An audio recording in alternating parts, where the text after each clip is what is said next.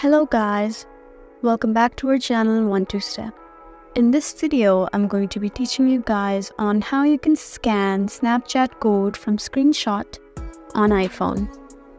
So to do so, first of all, you need to be in the app library and open Snapchat, go to the profile, and now scroll a bit down and you can see the option Add Friends.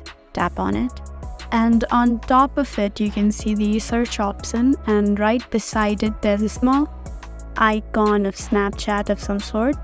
Just tap on it, and now tap on the screenshot.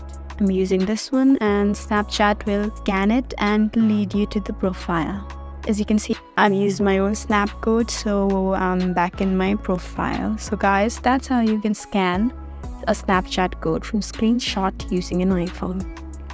If you find this video helpful, please like this video, and if you want more helpful videos like these, then please subscribe to our channel. We'll be back with many amazing videos such as these. Thank you for watching.